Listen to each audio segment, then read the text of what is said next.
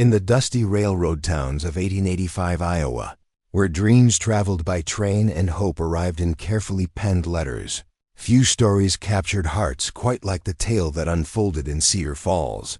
It was a time when matrimonial advertisements filled newspaper columns, promising companionship across vast distances to lonely souls seeking new beginnings.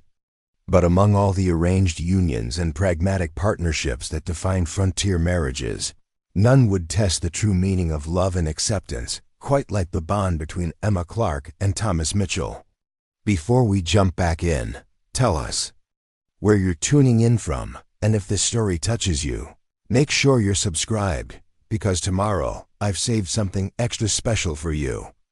Emma's journey began not with romance, but with desperation. A young woman of 22 with auburn hair and intelligent green eyes, she carried secrets that would have scandalized the proper society she'd left behind in Philadelphia. Her carefully crafted letters to Thomas spoke of domestic skills and quiet companionship, but they omitted the growing life within her womb and the shame that had driven her westward. Thomas, a widowed farmer of 35 whose own correspondence revealed loneliness more than passion, sought not just a wife but a mother for his 7-year-old daughter, Lucy, who had grown up without a woman's gentle touch. Their courtship existed entirely in ink and paper, two souls reaching across hundreds of miles through words that painted pictures of futures they both desperately needed to believe in. Emma wrote of her love for children and her dream of a peaceful home, while Thomas described his fertile land and his promise to cherish and protect any woman brave enough to share his simple life. Neither suspected that their union would become the talk of 3 counties, or that Thomas's eventual declaration of fatherhood would echo through generations of Cedar Falls residents as the moment when true love revealed its face. What began as a practical arrangement between strangers would evolve into something far more profound, a testament to the idea that families are built not just by blood, but by the conscious choice to love unconditionally. Their story would challenge every assumption about duty, honor, and the nature of parenthood itself, proving that sometimes the greatest acts of courage happen not on battlefields, but in the quiet moments when we choose to embrace another's burden as our own. The September morning when Emma Clark stepped off the westbound train at Cedar Falls Station, the platform buzzed with the usual mixture of commerce and curiosity that marked small-town life. Steam hissed from the great iron beast that had carried her across 3 states, and porters called out destinations to passengers continuing their journeys westward. Emma stood amid the controlled chaos, one hand clutching a worn leather valise and the other instinctively protecting her still-concealed secret, beneath the careful draping of her dark blue traveling dress. Thomas Mitchell waited near the station house, his weathered hands turning his best hat in nervous circles. At 35, he possessed the lean build of a man accustomed to physical labor, his sandy brown hair showing premature threads of silver that spoke of responsibilities shouldered. Too young. His blue eyes, kind but cautious, searched each female face that emerged from the passenger cars until they settled on the young woman whose photograph had resided on his mantelpiece for the past 4 months. Emma recognized him immediately, though the tintype image she'd treasured during the long journey had failed to capture the gentle strength that radiated from his presence. He approached with the careful politeness of a man unaccustomed to courtship, removing his hat as he drew near. "Miss Clark, I presume," he said, his voice carrying the soft drawl of someone who'd spent more time talking to livestock than ladies. "I'm Thomas Mitchell. Welcome to Cedar Falls."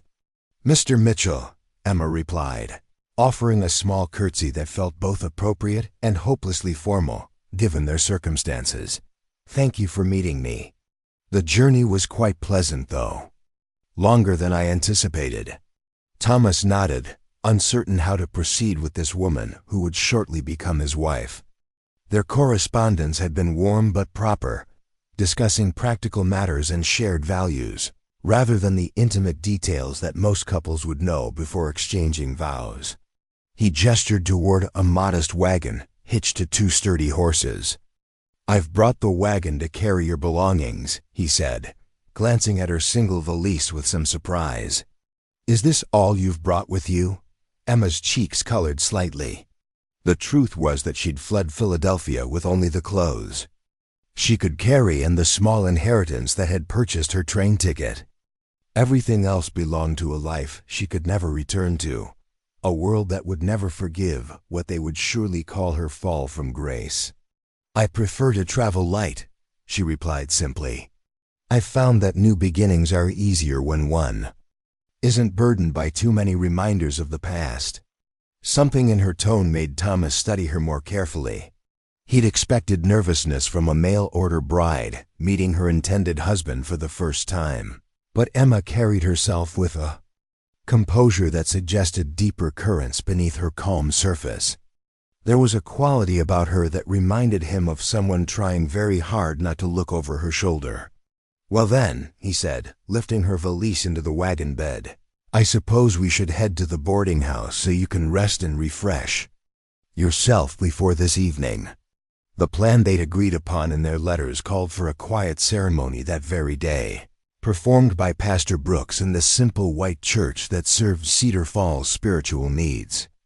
It was a practical arrangement that served both their purposes.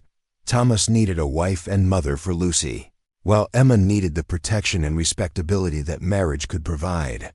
As they rode through the town's dusty main street, Thomas pointed out the landmarks that would become part of Emma's new world. Patterson's General Store occupied the largest building, its wide porch serving as an informal gathering place where townspeople exchanged news and gossip.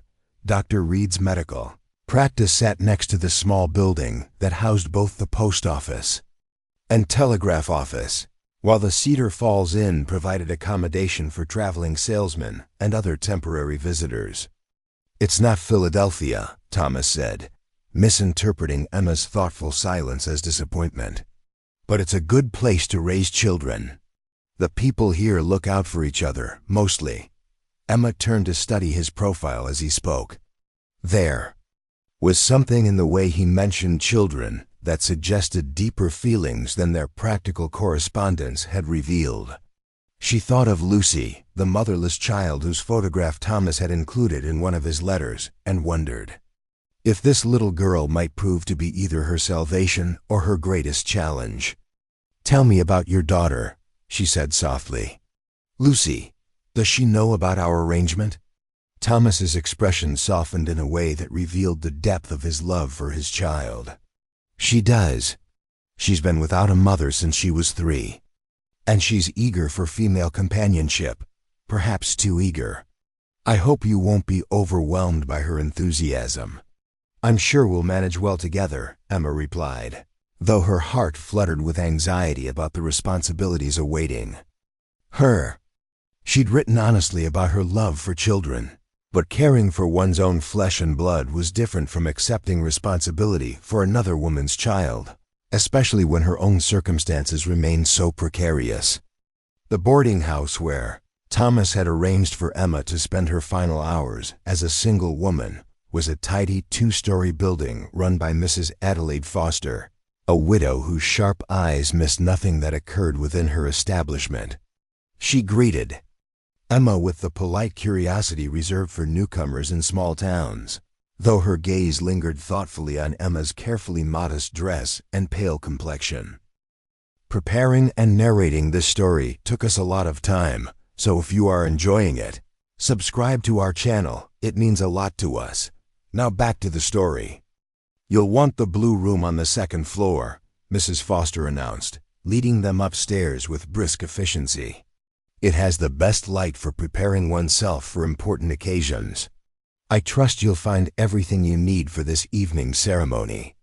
After Thomas departed to make final arrangements with Pastor Brooks, Emma found herself alone in the simple but clean room that would serve as her preparation space.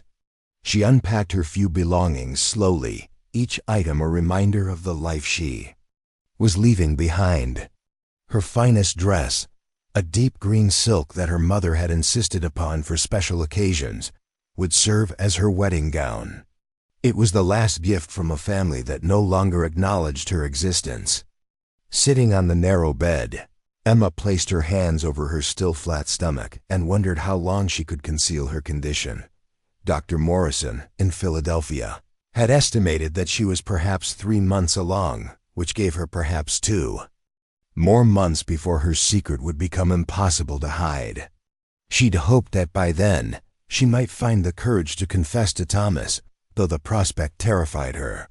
The biological father, Richard Blackwood, had made his position clear when she'd informed him of her condition.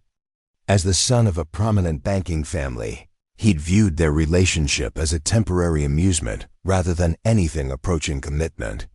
His offer to arrange for a discreet solution had been delivered with the cold efficiency of a business transaction, and his dismissal when she refused had been equally final.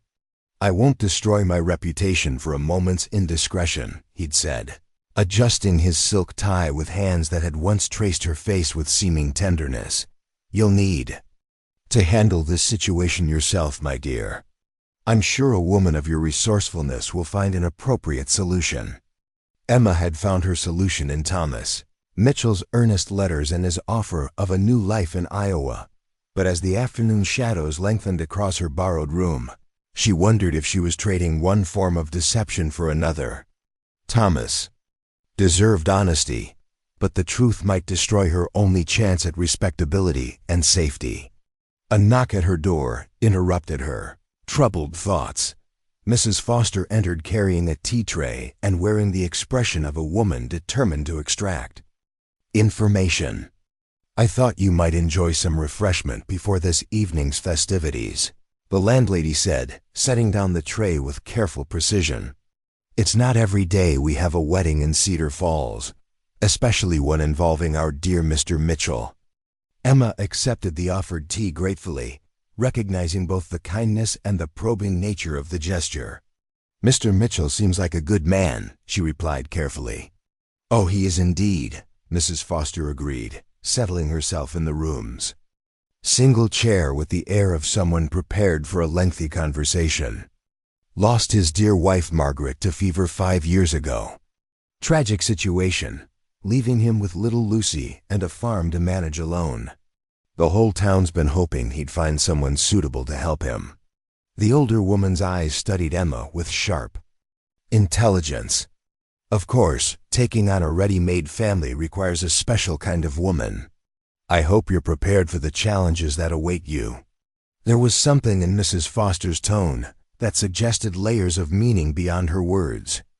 Emma wondered how much this astute woman might have already observed about her circumstances, and whether the loose-fitting traveling dress had been as concealing as she'd hoped. "I believe I'm equal to whatever challenges await," Emma replied, with more confidence than she felt. "I've always loved children, and I understand that marriage requires patience and commitment." Mrs. Foster nodded approvingly, though her expression remained thoughtful. "Indeed it does. Though I've found that the most successful marriages are built on honesty above all else. Secrets have a way of surfacing at the most inconvenient times." The words felt like a warning, though Emma couldn't be certain whether the landlady was speaking from general experience or specific suspicion. She finished her tea in silence, grateful when Mrs. Foster finally rose to leave. "Pastor Brooks will expect you at the church at 6 o'clock, the older woman said from the doorway. "The ceremony will be simple, but meaningful. Mr. Mitchell isn't one for unnecessary fuss." Alone again, Emma began the careful process of preparing for her wedding. The green silk dress required delicate handling, and she'd brought only one pair of suitable shoes for the occasion. As she arranged her auburn hair in a style appropriate for a bride, she caught her reflection in the small mirror above the washstand. The young woman looking back at her bore little resemblance to the carefree Philadelphia socialite she'd been just months earlier. This Emma had learned to carry secrets, to smile while her world crumbled, to present a facade of composure while everything familiar disappeared behind her. But she'd also discovered strengths she hadn't known she possessed, and a determination to build something meaningful from the ashes of her former life. The late afternoon sun slanted through the boarding house window as Emma made her final preparations. In a few hours she would become Mrs. Thomas Mitchell, stepmother to Lucy, and hopefully, the respectable wife of a good man who deserved better than the deception she was bringing to their union.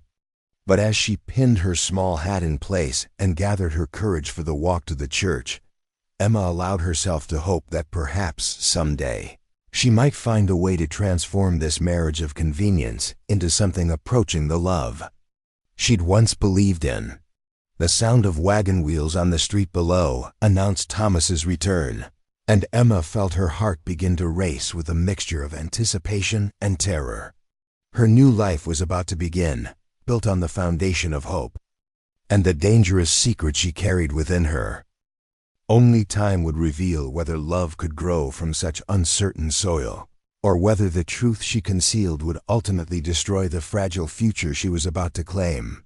The interior of St. Mary's Church held the golden warmth of late afternoon, sunlight filtering through modest stained glass windows. Emma walked down the short aisle with measured steps, her green silk dress rustling softly against the wooden pews that housed perhaps a dozen curious townspeople who had gathered to witness Thomas Mitchell's marriage to his mail-order bride. Pastor William Brooks, a kindly man in his 50s with silver hair and gentle eyes, waited at the altar alongside Thomas, who had changed into his finest dark suit for the occasion. Lucy Mitchell stood beside her father, clutching a small bouquet of wildflowers she had picked that morning. At 7 years old, she possessed her late mother's delicate features, but her father's earnest blue eyes, and she watched Emma's approach with barely contained excitement. The child had been without a mother for so long that she saw this stranger's arrival as the answer to countless whispered bedtime prayers. Emma felt the weight of expectant gazes as she joined Thomas at the altar. Mrs. Foster sat in the front pew, her sharp eyes missing nothing, while Dr. Reed and his wife occupied the seats behind her. She recognized Patterson from the general store, along with several other faces from their brief tour through town. Each person present represented a potential ally or obstacle in the life she was about to begin. Pastor Brooks opened his worn Bible and began the familiar words that would bind two virtual strangers in matrimony. Dearly beloved, we are gathered here today to witness the union of Thomas Mitchell and Emma Clark in holy matrimony. His voice carried the authority of someone who had performed this ceremony countless times, yet his tone suggested genuine warmth for the couple before him. As the pastor spoke about the sacred nature of marriage and the responsibilities it entailed, Emma found herself studying Thomas's profile. His jaw was set with determination, but she caught glimpses of nervousness in the way he occasionally cleared his throat or shifted his weight. This was clearly as overwhelming for him as it was for her, though for different reasons. When the time came for vows, Thomas turned to face Emma directly, his blue eyes meeting her green ones with surprising intensity. "Emma," he said, his voice steady despite the emotion underlying his words, "I promise to provide for you, to protect you, and to honor you as my wife.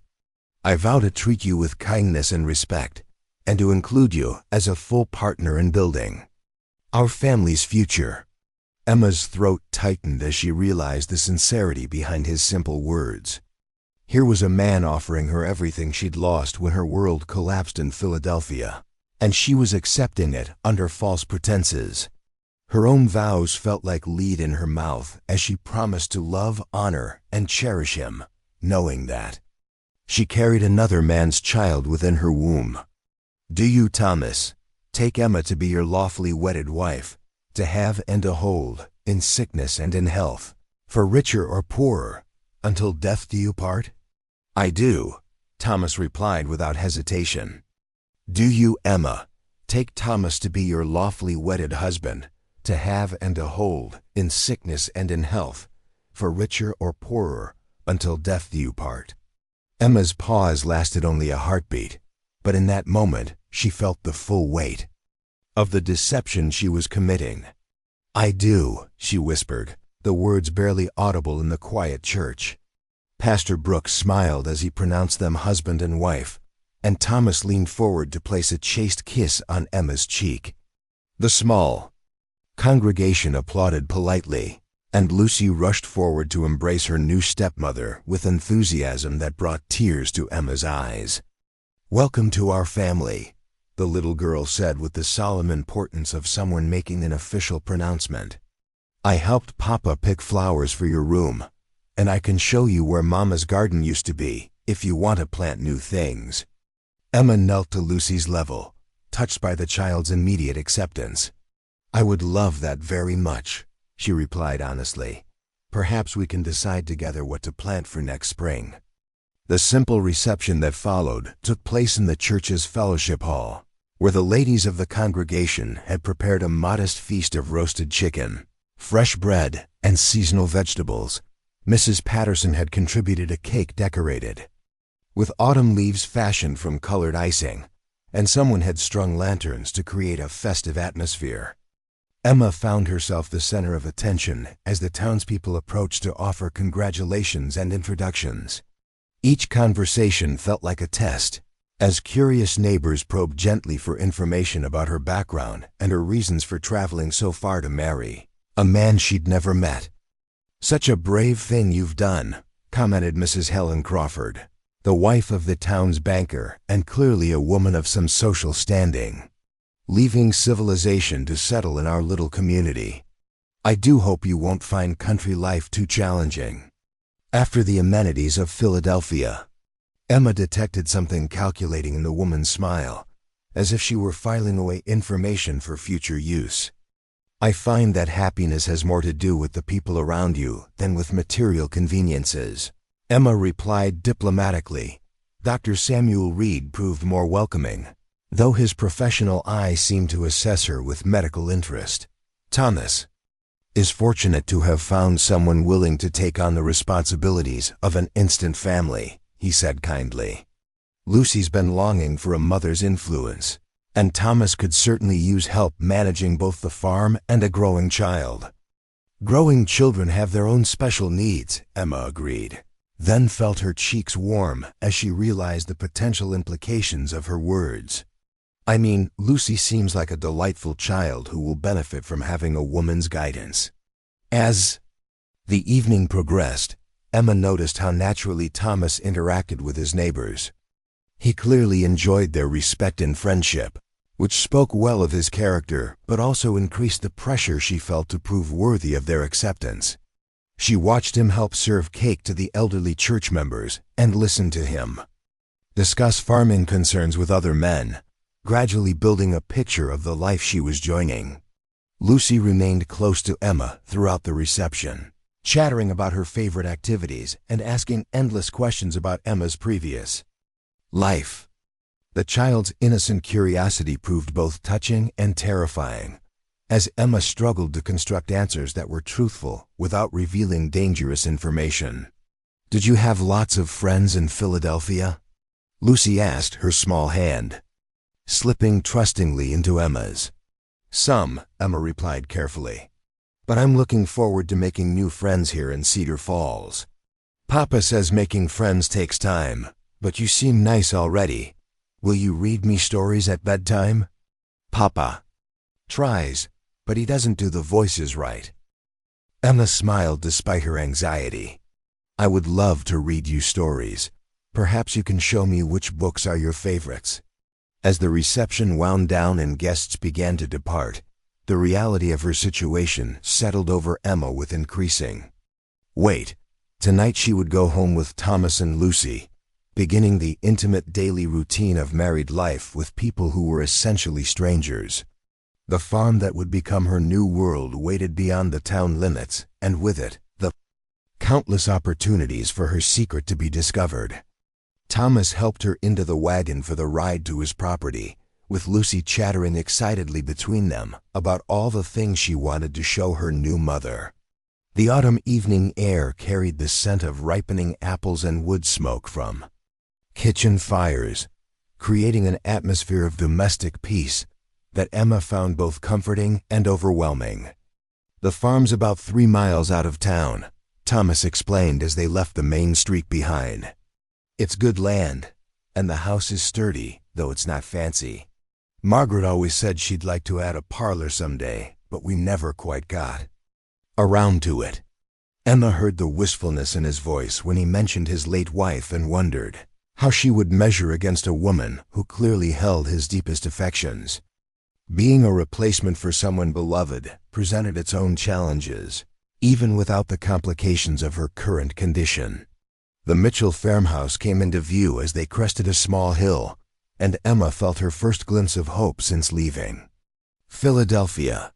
The two-story white building with its wraparound porch looked substantial and welcoming, surrounded by well-maintained outbuildings and fields that spoke of successful agriculture. A large oak tree shaded the front yard, and she could see evidence of the garden Lucy had mentioned along the side of the house. "It's beautiful," Emma said sincerely, and Thomas's face brightened at her approval. "The previous owners built well," he replied with modest pride. "I've added the barn and expanded the field since I bought the place, but the bones of it were sound from the beginning." Inside, the house revealed itself as comfortable rather than elegant, furnished with sturdy pieces that prioritized function over fashion. The main room served multiple purposes, with a large fireplace providing both warmth and cooking capabilities, while simple wooden furniture created spaces for dining and evening relaxation. Everything was meticulously clean, testament to Thomas's efforts to maintain domestic order in the absence of a wife. Lucy immediately began the grand tour, pulling Emma from room to room with infectious enthusiasm. The kitchen impressed Emma with its organization and the quality of its equipment, while the upstairs bedrooms showed evidence of Thomas's attempts to make the space welcoming for his new bride.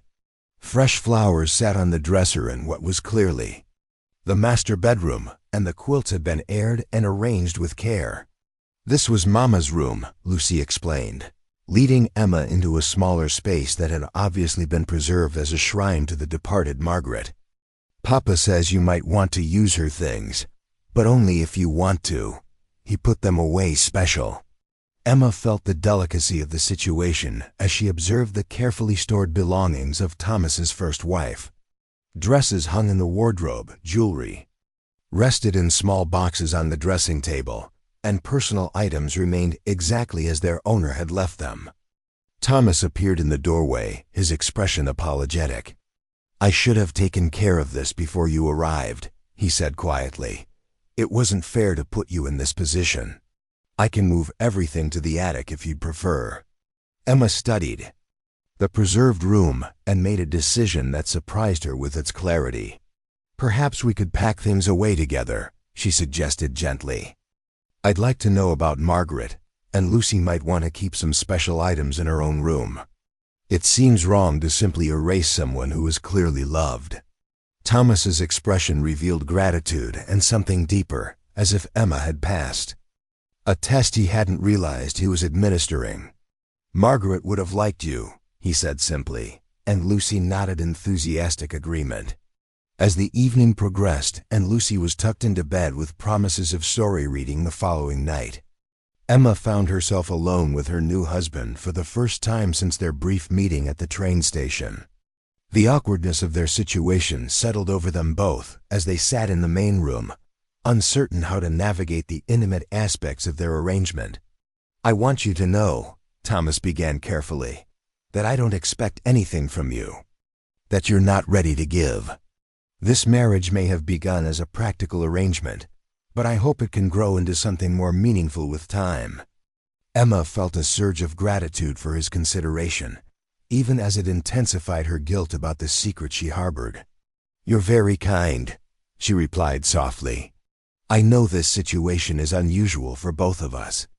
Lucy's taken to you already," Thomas observed, genuine warmth in his voice. "She's been without a mother's influence for so long that I sometimes worry I'm failing her in ways I don't understand." "Children are remarkably resilient," Emma said, thinking of her own uncertain future. "Lucy seems happy and well-adjusted, which speaks well of your parenting." They talked quietly for another hour, sharing stories about their respective backgrounds, while carefully avoiding topics that might prove too personal or revealing. Emma learned about Thomas's decision to purchase the farm after his first wife's death, seeking a fresh start away from painful memories. He spoke fondly of his neighbors and the community life that had helped him rebuild after his loss. When they finally retired to their separate rooms, Thomas having insisted that Emma use the master bedroom while he took the smaller space down the hall, Emma lay awake staring at the ceiling and wondering how long she could maintain her deception. Her body was already beginning to change in subtle ways that an observant husband would eventually notice, and Dr. Reed's presence in town meant that professional medical attention was readily available when her condition became obvious. But as she listened to the sounds of her new home settling around her, and thought about Lucy's enthusiastic acceptance and Thomas's gentle consideration, Emma found herself hoping that perhaps the foundation of respect and kindness they were building might be strong enough to survive the revelation that was inevitably coming. The child growing within her deserved a stable home and loving parents, even if the circumstances of its conception had been less than ideal. Outside her window, the Iowa countryside stretched away into darkness, filled with possibilities she was only beginning to imagine. Tomorrow would bring new challenges as she learned to navigate her role as wife and stepmother. But tonight she allowed herself to believe that perhaps fate had guided her to exactly where she needed to be. October settled over Cedar Falls with crisp mornings and the golden glow of harvest season, bringing with it the rhythms of farm life that Emma slowly learned to navigate. The first weeks of her marriage to Thomas had passed with surprising ease as she settled into domestic routines and developed a genuine affection for Lucy, who proved to be an eager companion in everything from cooking lessons to afternoon walks. Through the changing countryside, Emma discovered that she possessed more practical skills than her Philadelphia upbringing might have suggested. Years of managing her family's household staff had taught her organizational abilities that translated well to running a farmhouse, and her genuine love of children made caring for Lucy feel natural rather than burdensome. Thomas watched these developments with obvious relief and growing respect, though Emma remained acutely aware that their relationship existed in carefully maintained boundaries. The secret she carried grew more challenging to conceal with each passing day. Morning sickness arrived with October's first frost, forcing her to develop elaborate strategies to hide her frequent nausea from both Thomas and Lucy. She took to rising early to tend to her body's rebellions in private, then presenting herself at breakfast with forced cheerfulness that she hoped appeared genuine. Dr. Reed's wife, Martha, proved to be one of Cedar Falls' more observant residents. She appeared at the Mitchell farm on a bright Thursday morning bearing fresh eggs and wearing the expression of someone on a social mission that involved more than mere neighborliness. "I thought I'd stop by to see how you're settling in," Martha announced, her keen eyes taking in details as Emma welcomed her into the kitchen. "It can't be easy adjusting to farm life after city living." Emma poured coffee for her guest while Kay, trying to ignore the way the aroma turned her stomach. "Everyone has been so welcoming," she replied diplomatically. "Thomas and Lucy have made the transition much easier than I expected." Martha Reed settled herself at the kitchen table with the air of someone prepared for a lengthy conversation. "Of course, Thomas is a good man, though I imagine he's quite different from the gentleman you knew in Philadelphia. Farm life requires certain adjustments that city women sometimes find challenging." The older woman's tone carried undertones that suggested deeper meaning, and Emma felt the familiar tension that came with navigating potentially dangerous conversations. "I found that good character transcends social circumstances," she said carefully. "Indeed," Martha agreed, though her expression remained thoughtful. "Though I couldn't help but notice that you seem a bit pale lately. The change in climate and diet can sometimes affect new arrivals in unexpected ways. Samuel always says that adaptation involves more than just getting used to different surroundings." Emma's pulse quickened as she recognized the probing nature of the comment. Dr. Reed's wife was clearly fishing for information, though whether from general nosiness or specific suspicion remained unclear. "I've always been fair-complexioned," Emma replied with what she hoped sounded like casual dismissal. "Philadelphia's sooty air actually gave me more color than Iowa's clean atmosphere." Martha nodded, but her eyes continued their assessment. "Well, if you ever feel unwell, you mustn't hesitate to consult Samuel. He's delivered more babies in this county than anyone else, and he's excellent with all manner of feminine complaints." The comment felt like a pointed probe, and Emma struggled to maintain her composure while her stomach churned with anxiety as much as morning sickness. "Thank you for the recommendation," she managed. "I'll certainly keep that in mind." After Martha's departure, Emma found herself increasingly worried about the scrutiny she was receiving from various members of the community. Cedar Falls was small enough that everyone took interest in their neighbors' affairs, and as Thomas's new wife, she represented a source of ongoing fascination for people who had known him and Lucy for years. The situation grew more complicated when Victoria Ashford arrived for an unannounced visit on a cold Saturday afternoon in late October.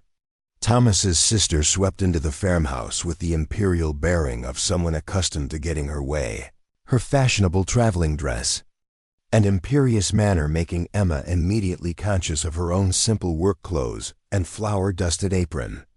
"So you're the mysterious mail-order bride," Victoria announced without preamble, her critical gaze taking in every detail of Emma's appearance and surroundings. "I must say, Thomas, you might have consulted family before making such a momentous decision." Thomas's jaw tightened at his sister's tone, but his voice remained level. "Victoria, I'd like you to meet my wife, Emma. Emma, this is my sister Victoria Ashford from Des Moines." Emma offered her hand politely, which Victoria accepted, with the briefest possible contact. "Mrs. Ashford, I'm pleased to meet you. Thomas has mentioned you in his letters." "Has he indeed?" Victoria replied coolly. "I wonder what else he's mentioned in his correspondence. The family has been quite curious about this sudden marriage to a complete stranger." Lucy, who had been playing quietly in the corner, looked up at the tension in the adult voices. She moved instinctively closer to Emma, a gesture that Victoria noted with obvious displeasure. "I see you've already begun influencing the child," Victoria observed. "I do hope you understand the responsibilities involved in raising a Mitchell. Lucy's mother came from a very good family, and we have certain expectations about her upbringing." Emma felt her temper stir at the implied criticism, but she kept her voice calm. "Lucy is a delightful child who clearly reflects the excellent foundation her father has provided. I consider myself fortunate to be included in her life." Victoria's expression suggested she found Emma's response inadequate. "Yes, well, we shall see how well city breeding adapts to country realities. I trust you're prepared for the isolation and hardships that farm wives must endure." Throughout this exchange, Thomas's growing irritation became increasingly evident. "Emma has adapted remarkably well," he said firmly. "She's proven herself more than capable of managing our household and caring for Lucy." "How fortunate," Victoria replied with barely concealed sarcasm, "though I notice she looks rather piqued. I do hope she's not one of those delicate city women who wilt at the first sign of real work." Emma's stomach chose that moment to rebel against the stress of the conversation, and she excused herself hastily to deal with another wave of nausea. When she returned, Victoria was deep in private conversation with Thomas, their voices low but their body language suggesting disagreement. The remainder of Victoria's visit passed in strained politeness, with Thomas's sister making pointed observations about everything from Emma's cooking to her unfamiliarity with local customs. Lucy grew increasingly withdrawn as the afternoon progressed, clearly sensing the undercurrents of disapproval directed at her new stepmother. After Victoria's departure, Thomas apologized for his sister's behavior with obvious embarrassment. "She means well, but she's always been protective of family traditions. Please don't let her comments trouble you." Emma nodded, though Victoria's visit had intensified her anxiety about her precarious position in the community. "She's concerned about Lucy's welfare," Emma replied diplomatically. "That's understandable, but the damage had been done." Victoria's pointed questions and critical observations had highlighted Emma's vulnerable status as an outsider whose background couldn't bear close scrutiny. Worse, her comments about Emma's appearance suggested that others were beginning to notice the physical changes that Emma was struggling to conceal. The challenge escalated further when Mrs. Helen Crawford organized what she called a welcoming party for Emma at the church fellowship hall. The gathering, ostensibly designed to help Emma integrate into the community's social fabric, felt more like an inquisition disguised as hospitality. The ladies of Cedar Falls arrived armed with covered dishes and pointed questions, each seemingly determined to extract information about Emma's mysterious past. Mrs. Crawford led the interrogation with the skill of someone experienced in social warfare, her questions probing for details about Emma's family, her reasons for leaving Philadelphia, and her expectations for married life. "It's so unusual for a young woman of good breeding to travel such distances for marriage," Mrs. Crawford observed while serving tea with mathematical precision. "One wonders what circumstances might drive such a dramatic decision." Emma felt the weight of multiple gazes as she struggled to formulate an appropriate response. "I've always believed that adventure requires courage," she replied carefully. The opportunity to build a new life with Thomas and Lucy seemed worth whatever risks might be involved. "How romantic," commented Mrs. Beverly Walsh, though her tone suggested skepticism rather than approval. "Though I imagine your family must have been quite concerned about your decision to marry a stranger." The conversation continued in this vein for what felt like hours, with Emma deflecting increasingly personal questions while trying to maintain an appearance of friendly openness. She noticed that several of the women exchanged meaningful glances when they thought she wasn't looking, and she began to suspect that rumors about her circumstances were already circulating. The breaking point came when Mrs. Crawford made an observation that felt like a direct attack. "You know, dear, you really should consider consulting Dr. Reed about your color. You've seemed quite wan lately, and we certainly want our new neighbor to be in perfect health." Emma's cheeks burned with embarrassment and anxiety. "I appreciate your concern, but I'm quite well. The change in climate has required some adjustment, but nothing more serious than that." Margaret Wilson, the town's most notorious gossip, leaned forward with obvious interest. "Of course, there are so many reasons why a young woman might appear piqued. Changes in circumstances can affect one's constitution in various ways." The comment felt loaded with implication, and Emma realized that her secret was becoming increasingly difficult to maintain.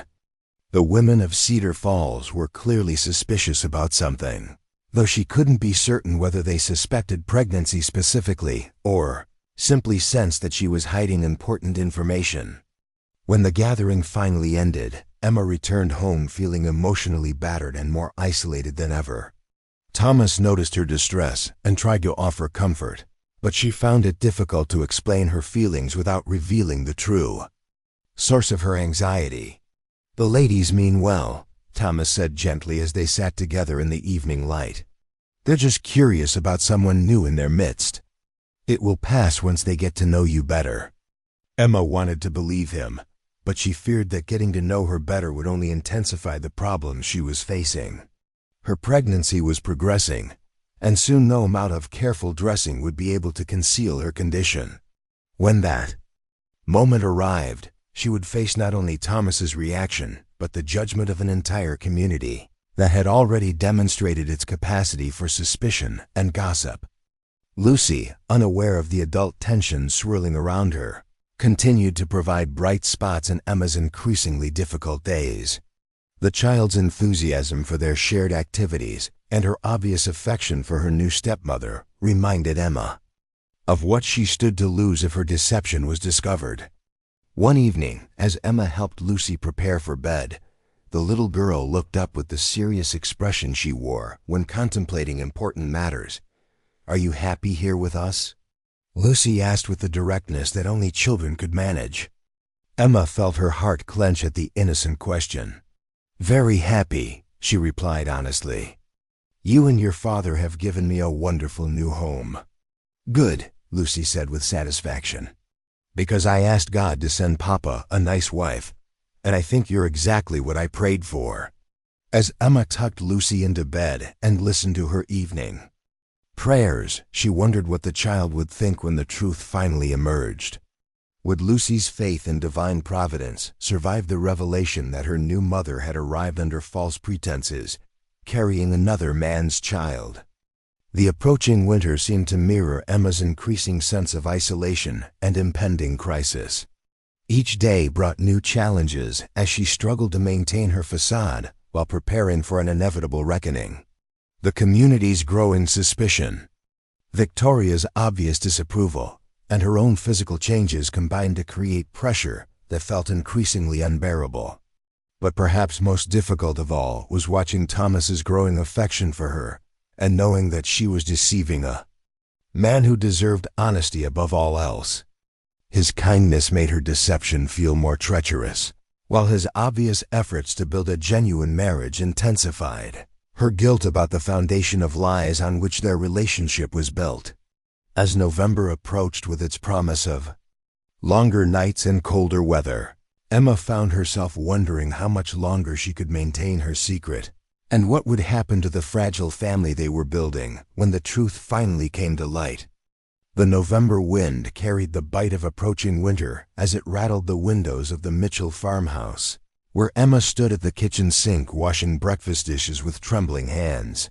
4 months into her marriage, her carefully constructed facade was crumbling as surely as the last autumn leaves clinging to the oak tree outside. Her condition had progressed beyond the point where loose clothing and strategic positioning could provide adequate concealment, and she knew that the reckoning she had been dreading was finally at hand. Thomas had begun to notice changes that even her most careful efforts couldn't hide. The way she turned away when he entered a room unexpectedly, her frequent absences to tend to mysterious ailments, and most tellingly, the subtle alteration in her silhouette that no amount of layered clothing could completely disguise. His glances had grown more thoughtful, his questions more gentle but persistent, and Emma sensed that his patience with her obvious secrets was nearing its end. The crisis came to a head on a gray Thursday morning when Dr. Samuel Reed appeared at their door with an expression that spoke of professional duty rather than social courtesy. Emma's heart plummeted as she watched Thomas invite the physician inside, understanding immediately that someone had finally voiced the suspicions that had been circulating through Cedar Falls like smoke through dry timber. "Thomas, Mrs. Mitchell," Dr. Reed said formally, removing his hat and accepting the offered chair at their kitchen table.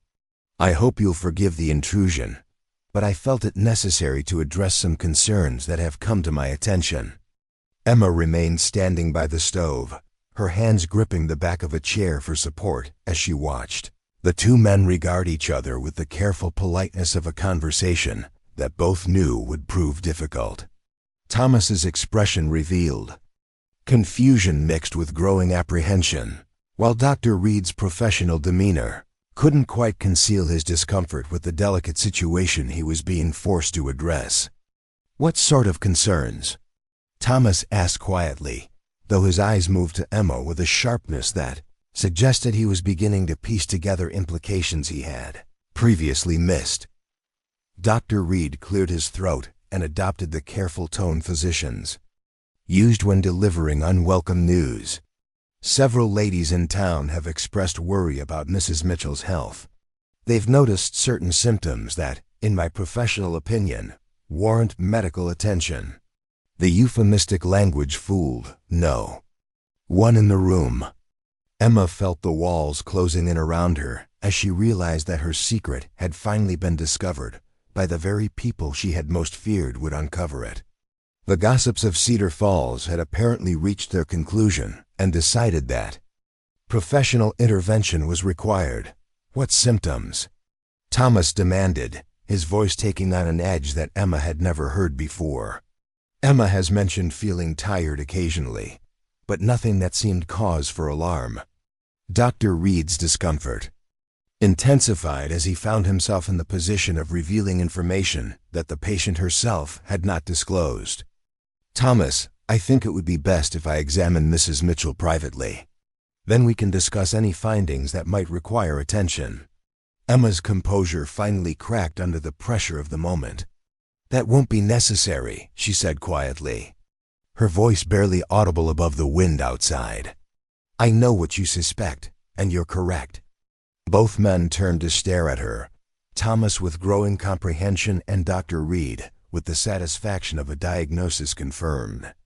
Emma forced herself to meet her husband's gaze directly, knowing that this moment would define the rest of their lives together or mark the end of everything they had been building. "I'm with child," she said simply, the words falling into the silence like stones into deep water. "Approximately 5 months along, though I've been concealing the condition since before our marriage." Thomas went very still, his face cycling through expressions of shock, confusion, and dawning understanding. Dr. Reed shifted uncomfortably in his chair, clearly wishing he were anywhere else as the domestic drama unfolded before him. 5 months. Thomas repeated slowly, his mind obviously working through the mathematical implications. "That would mean—" "The child is not yours," Emma finished for him, her voice steady despite the tears that threatened to overwhelm her composure. "I was pregnant when I answered your advertisement, and I deliberately concealed that fact from you." The admission hung in the air between them like a physical presence, changing everything about their carefully constructed relationship in an instant. Dr. Reed rose from his chair with obvious relief at having his suspicions confirmed, though his expression suggested sympathy for the difficult situation he'd helped to expose.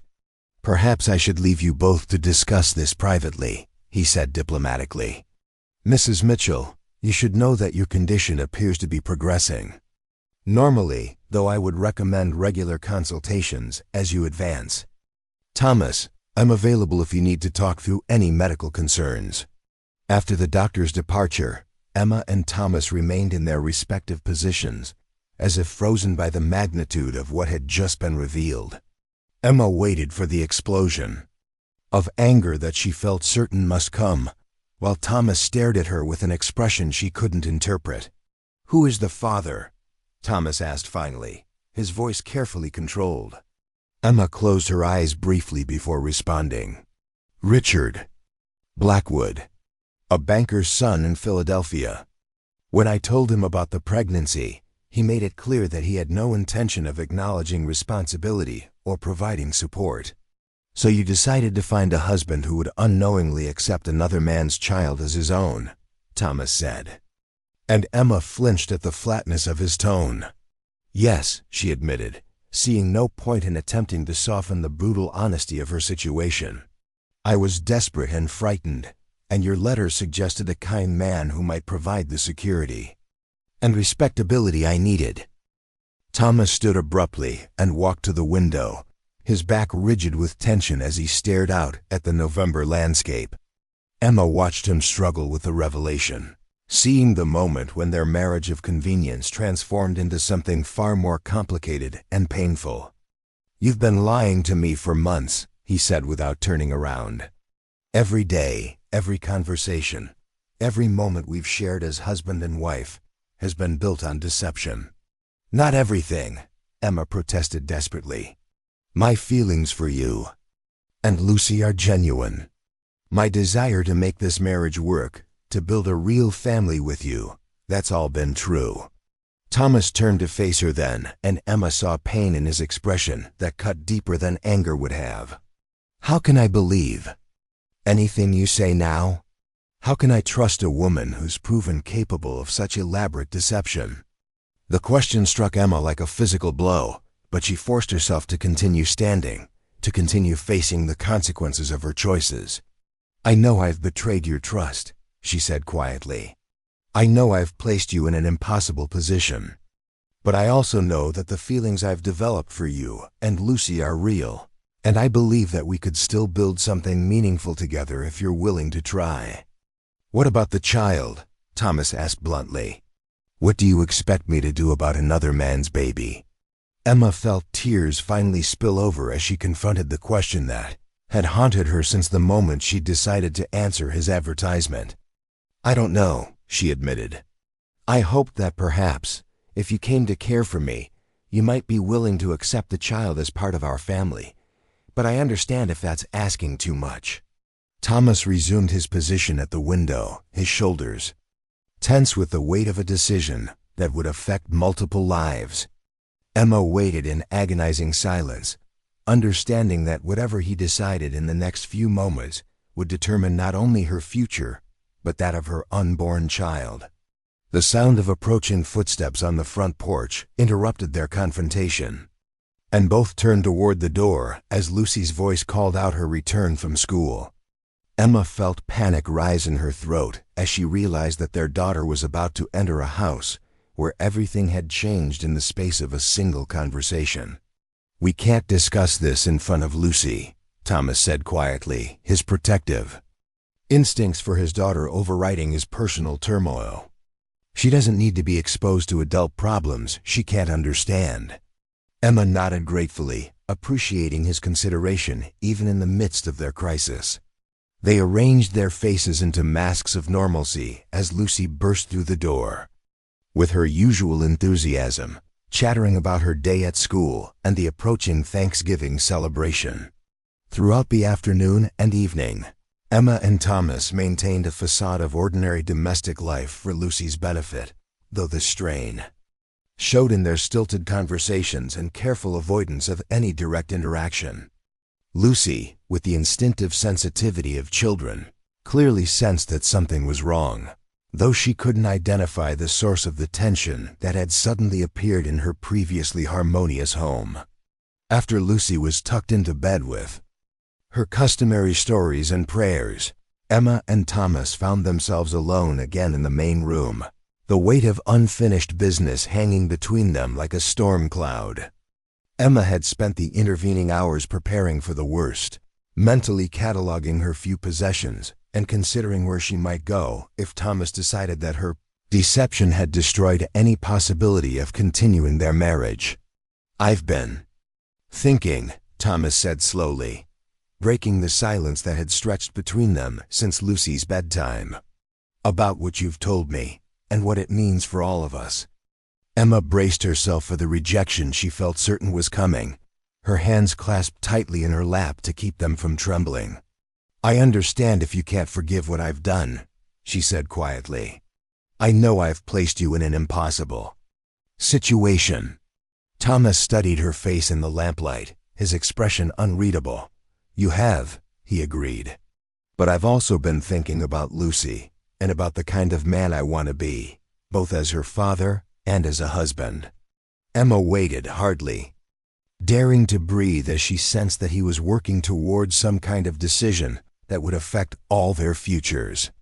"When I married Margaret," Thomas continued, "I promised to love and protect her through whatever challenges we might face. I made that same promise to you, even though I didn't know what challenges we would encounter." "Thomas," Emma began, but he held up a hand to stop her. "I'm not finished," he said firmly. "What you've done is wrong, and it's going to take time for me to learn to trust you again. But sending you away won't solve anything, and it certainly won't help Lucy, who's already lost one mother and has grown to love you as her own." Emma felt a flicker of hope stir in her chest, though she didn't dare believe that forgiveness was actually possible. "What are you saying?" Thomas was quiet for a long moment before responding. "I'm saying that if you're willing to commit to complete honesty from this moment forward, I'm willing to try to make this marriage work. And that includes accepting your child as part of our family." The words hit Emma with the force of a physical blow, and she found herself struggling to comprehend what she was hearing. "You would do that? Accept another man's child as your own?" "The child didn't choose its circumstances," Thomas replied simply. "And Lucy needs a sibling more than she needs the complications that would come from breaking up our family." If we're going to do this, we're going to do it completely. Emma felt tears streaming down her face as the magnitude of his offer penetrated her understanding. Here was a man willing to take on not only her deception, but the lifelong responsibility of raising another man's child, asking nothing in return except her commitment to honesty. There will be conditions, Thomas continued, his voice taking on a firmer tone. Complete transparency about everything from now on. No more secrets, no more lies, no matter how uncomfortable the truth might be. And you'll need to understand that rebuilding trust will take time. Yes, Emma whispered, hardly able to speak through her tears. Yes, I understand. I'll do whatever it takes to prove that I'm worthy of your forgiveness. There's something else, Thomas said, and Emma tensed at the seriousness of his tone. The people in town are going to have opinions about this situation. Some of them won't be kind, and they'll probably direct their judgment at both of us. Are you prepared to face that together? Emma thought about Mrs. Crawford and Victoria Ashford, about the whispered conversation she'd already observed and the pointed questions she'd been dodging for weeks. The prospect of facing their judgment openly was terrifying, but the alternative of leaving Cedar Falls and starting over again with nothing was far worse. I'm prepared, she said firmly. Whatever we have to face, we'll face it as a family. Thomas nodded slowly, as if her answer had satisfied some internal test he'd been conducting. Then I suppose we need to start planning for a larger family than either of us originally expected.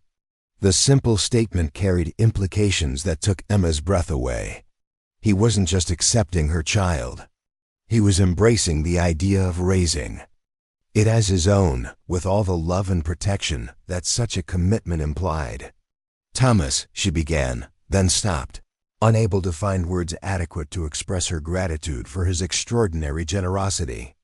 The child will carry the Mitchell name, he continued matter-of-factly, as if discussing mundane household arrangements rather than life-altering decisions. And as far as anyone in Cedar Falls is concerned, it will be my child from the moment of birth. Is that understood? Emma nodded, overwhelmed by the completeness of his acceptance. But what about Lucy? She'll have questions when the baby arrives earlier than our marriage would suggest. Thomas smiled for the first time since Dr. Reed's morning visit, and Emma saw in that expression the kind man she had fallen in love with through their correspondence. Lucy's been praying for a baby brother or sister since before you arrived. She'd be so excited about having a sibling that she won't think to question the timing. As they sat together in the lamplight, planning for a future that neither of them could have imagined when they first exchanged letters, Emma felt the weight of months of deception finally lifting from her shoulders. The road ahead would still be difficult, and she knew that earning Thomas's complete trust would require patience and consistent honesty. But for the first time since discovering her pregnancy, she allowed herself to believe that her child might actually have the stable, loving home she had dreamed of providing. The November wind continued to rattle the windows as they talked late into the night, but inside the Mitchell farmhouse, a family was being reborn through the transformative power of forgiveness and the conscious choice to love unconditionally. Emma's child would grow up knowing the security of parents who had chosen each other deliberately, and Lucy would have the sibling she had prayed for, born into a home strengthened rather than weakened by the challenges they had overcome together. Spring arrived in Cedar Falls with the promise of new beginnings, painting the Iowa countryside in shades of green that seemed to mirror the hope growing within the Mitchell household. Baby Sarah Mitchell had entered the world on a snowy February morning, her arrival greeted with joy that surprised even Emma with its intensity. Thomas had been present for the birth, holding Emma's hand through the long hours of labor and declaring himself the proudest father in 3 counties when Dr. Reed placed the tiny girl in his arms. The child bore no resemblance to Richard Blackwood, a fact that brought Emma relief she hadn't realized she needed. Sarah's features seemed to blend the best of what genetics could offer, with Thomas's gentle temperament and Emma's determined spirit already evident in her bright eyes and strong grip. More importantly, she fit into their family as naturally as if she had been planned and anticipated from the moment Thomas and Emma first exchanged letters. Lucy had embraced her role as big sister with enthusiasm that bordered on protective obsession. She insisted on helping with every aspect of Sarah's care, from preparing bottles to selecting tiny dresses from the collection that the women of Cedar Falls had contributed, despite their earlier reservations about Emma's circumstances. The sight of Lucy singing lullabies to her baby sister while rocking her to sleep had become Thomas's favorite part of each day, confirming his conviction that love truly could create bonds stronger than blood. The community's response to Sarah's arrival had proven more complicated than Thomas's immediate acceptance, but ultimately more positive than Emma had dared to hope. The timing of the birth had raised eyebrows and generated whispered conversations, but Thomas's unwavering claim of paternity and his obvious devotion to both mother and child had gradually shifted public opinion from scandal toward admiration. Pastor Brooks had been among the first to offer support, visiting the Mitchell farm shortly after Sarah's birth to discuss baptism arrangements. His gentle manner and genuine warmth had provided a buffer against some of the harsher judgments circulating through town, and his sermon about the nature of Christian forgiveness had been widely interpreted as a defense of the Mitchell family circumstances. Children are blessings regardless of the circumstances of their conception, the pastor had declared from his pulpit, his words carrying the authority of someone speaking from deep conviction rather than mere politeness. Our responsibility as a community is to welcome them with open hearts and support the families who choose to love them unconditionally. Dr. Reed's professional endorsement had carried equal weight in establishing Sarah's legitimacy within the community. His matter-of-fact treatment of the situation and his obvious respect for Thomas's decision to claim the child had helped neutralize some of the more malicious gossip that might otherwise have persisted. The most significant challenge had come from Victoria Ashford, who arrived for an unannounced visit when Sarah was 3 weeks old. Thomas's sister surveyed the domestic scene with obvious disapproval, her critical gaze taking in everything from Emma's natural ease with motherhood to the obvious contentment that had settled over the household. "I suppose you expect the family to accept this irregular situation without comment," Victoria announced during what was clearly intended as a confrontational conversation. "The Mitchell name has always stood for respectability, and I fail to see how harboring another man's bastard child serves that reputation." Thomas's response had been immediate and final. "Sarah is my daughter in every way that matters," he said with quiet firmness that left no room for argument. "Anyone who questions that fact is questioning my judgment and my integrity. I trust you understand what that means for our relationship going forward." Victoria's retreat had been swift and complete, though not before she made it clear that her acceptance of the situation would be grudging at best. Her departure had left Thomas and Emma feeling more united than ever, their shared commitment to protecting their family strengthening bonds that had been forged through crisis and choice, rather than mere circumstance. The practical challenges of integrating a newborn into their household routine had proven easier to navigate than the social complications. Emma discovered that motherhood came naturally to her, while Thomas threw himself into the role of father with dedication that sometimes moved her to tears. He insisted on taking nighttime feeding duties, claiming that his experience with early farm chores made him better suited to disrupted sleep schedules. More touching was his obvious pride in introducing Sarah to neighbors and visitors. He spoke of her accomplishments with the same paternal enthusiasm he showed for Lucy's academic achievements, and his gentle handling of the tiny girl revealed depths of tenderness that even Emma hadn't fully appreciated before Sarah's arrival. The baby's baptism in May provided an opportunity for the community to officially welcome her into their midst, and Thomas seized the occasion to make a public statement about his commitment to fatherhood. Standing before the congregation with Sarah in his arms, he spoke with conviction that left no doubt about his feelings. "Emma and I are blessed to have been entrusted with the care of this precious child," he said, his voice carrying to every corner of the small church. "Sarah is our daughter, just as Lucy is our daughter, and we pledge to raise them both with the love and guidance they deserve as members of our family." The ceremony itself proved emotional for reasons Emma hadn't anticipated. As Pastor Brooks performed the ancient ritual of blessing and dedication, she found herself overwhelmed by the sense of belonging she had discovered in Cedar Falls. This was her home now. These were her people. And this community had chosen to embrace her family despite the unconventional circumstances of its formation. Mrs. Patterson approached Emma after the service with tears in her eyes and a carefully wrapped gift for the baby. "I want you to know," the older woman said quietly, "that what you and Thomas have done for that child is exactly what Christian love looks like. Anyone who can't see that isn't worth worrying about." The sentiment was echoed by others throughout the gathering. As neighbors who had initially been skeptical about Emma's past expressed admiration for the family's commitment to building something positive from difficult circumstances. Even Mrs. Crawford, never one to miss an opportunity for pointed observation, limited herself to congratulating Thomas on his beautiful daughters. As summer settled over the farm, Emma found herself marveling at how completely their lives had been transformed by the events of the past year. The desperate young woman who had fled Philadelphia in disgrace bore little resemblance to the confident wife and mother who now managed the Mitchell household with competence and growing happiness. Thomas had evolved as well, his natural kindness expanding into a more complex understanding of love and commitment that impressed everyone who knew him. His decision to claim Sarah as his own had elevated him in the community's estimation, marking him as a man of unusual character and moral strength.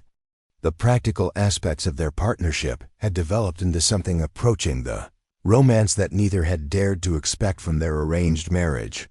Thomas's initial politeness had warmed into genuine affection, while Emma's gratitude had deepened into love that surprised her with its intensity. They had learned to talk together in the evenings after the children were asleep, sharing dreams and concerns with the intimacy of true partners. Lucy had grown into her role as big sister with grace that reflected the love and security she'd found in their expanded family. Her academic performance at school had improved markedly since Emma's arrival, and her teacher frequently commented on the positive changes in the little girl's confidence and happiness. The arrival of harvest season brought their first full year as a family to a close, and Emma reflected on the journey that had brought them to this point of contentment. The deception that had initiated their relationship felt like something from another lifetime, though she remained committed to the complete honesty that had become the foundation of their rebuilt trust.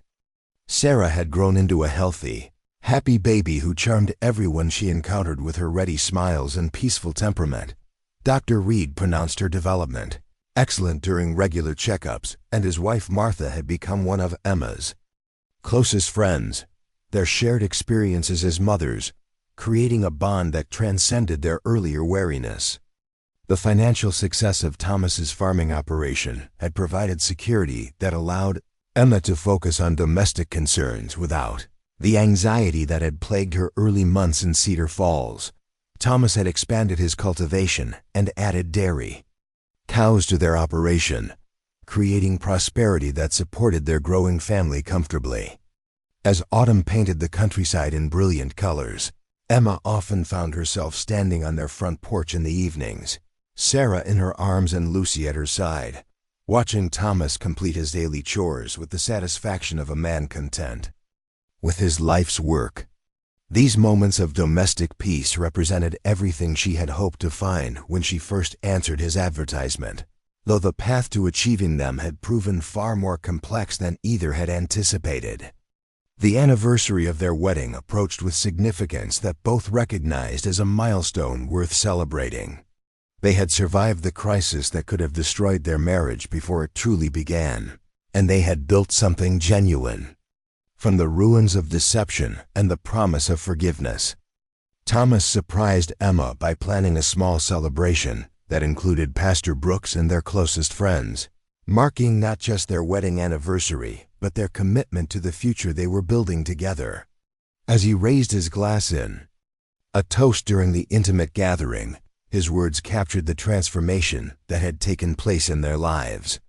"A year ago, Emma and I entered into a marriage of convenience," he said, his eyes finding hers across their crowded parlor. "Tonight, we celebrate a marriage of choice, built on love, strengthened by challenges, and blessed with children who make every day a gift worth treasuring." Emma felt tears spring to her eyes as she recognized the truth in his statement. They had indeed chosen each other, not once in their initial correspondence, but repeatedly through the difficult months of building trust and learning to love. Sarah gurgled contentedly in her arms, while Lucy beamed with pride at being part of such an important moment. As their guests departed and they settled into their evening routine, Emma reflected on the miracle of second chances and the power of love to transform even the most unpromising circumstances. Cedar Falls had become truly home, not just a refuge from her past, but the place where she had discovered who she was meant to be. Thomas joined her on the porch for their customary few minutes of quiet conversation before retiring, and Emma felt the familiar contentment that came with sharing her thoughts with someone who understood her completely.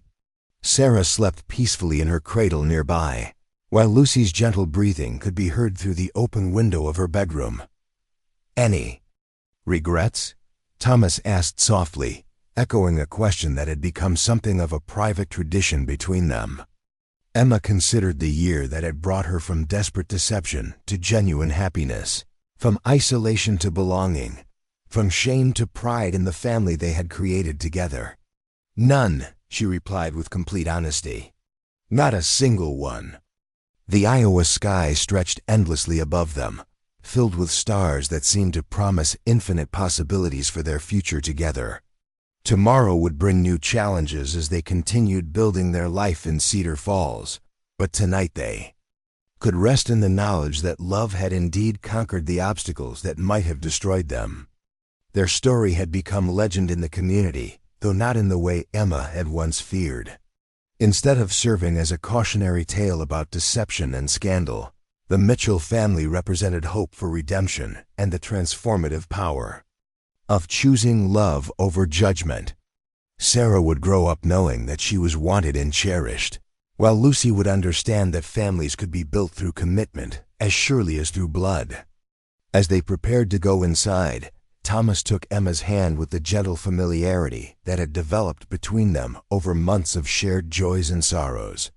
"Thank you," he said simply, though she understood that he was referring to far more than any single act of gratitude could encompass. Emma squeezed his hand in response, her heart full of love for this man who had saved not just her future, but her faith in the possibility of genuine happiness. Together, they had proven that sometimes the most unlikely beginnings could produce the most beautiful endings, and that the conscious choice to love unconditionally could indeed create miracles worthy of celebration. Up next, you've got 2 more standout stories right on your screen.